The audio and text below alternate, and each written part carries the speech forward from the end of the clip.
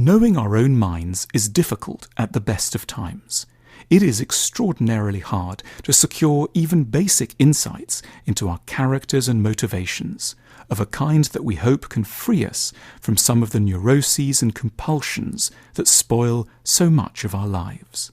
It is, therefore, especially humbling and at moments truly dispiriting to realize that dispelling ignorance of our psyches with knowledge isn't going to be enough by itself.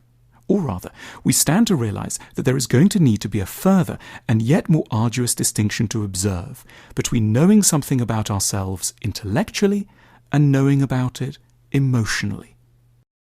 We might, for example, come to an intellectual understanding that we're timid around figures of authority because our father was a remote and distant figure who didn't give us some of the support and love we needed to tolerate ourselves. Assembling this insight into our characters might be the work of many years, and having reached it, we could reasonably expect that our problems with timidity and authority would then abate. But the mind's knots are sadly not so simple to unpick. An intellectual understanding of the past, though not wrong, won't by itself be effective in the sense of being able to release us from the true intensity of our neurotic symptoms. For this, we have to edge our way towards a far more close-up, detailed, visceral appreciation of where we have come from and what we have suffered. We need to strive for what we can call an emotional understanding of the past, as opposed to a top-down, abbreviated, intellectual one. We will have to re-experience at a novelistic level of detail a whole set of scenes from our early life in which our problems around fathers and authority were formed. We will need to let our imaginations wander back to certain moments that have been too unbearable to keep alive in a three-dimensional form in our active memories.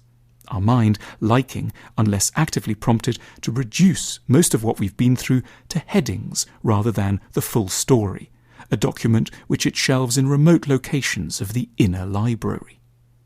We need not only to know that we have had a difficult relationship with our father, we need to relive the sorrow as if it were happening to us today. We need to be back in his book-lined study when we would have been not more than 6.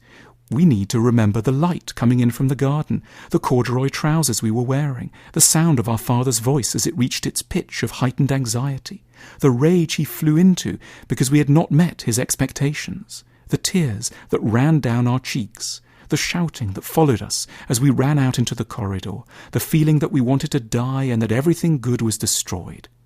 We need the novel, not the essay. Psychotherapy has long recognized this distinction.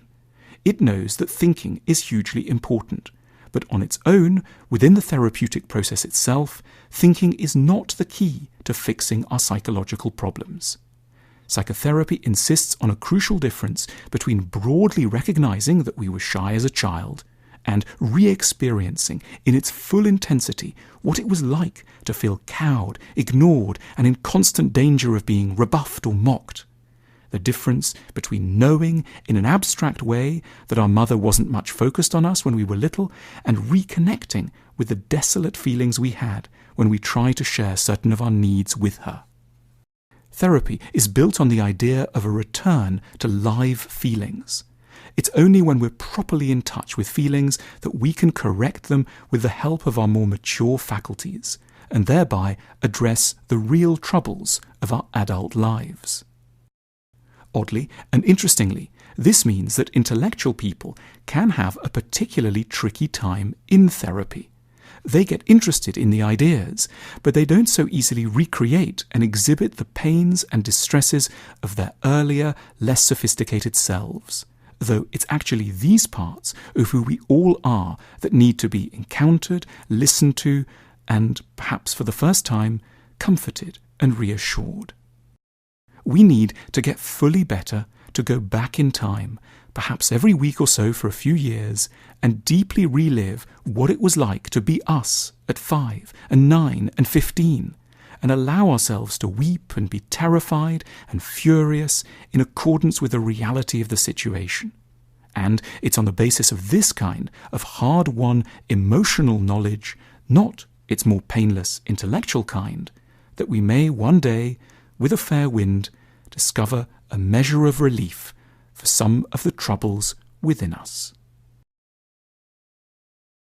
Our dictionary features the language of emotional intelligence. Too often, we struggle to find the right words to explain what we mean. This dictionary is a tool to help us convey our true emotions and intentions with economy and precision.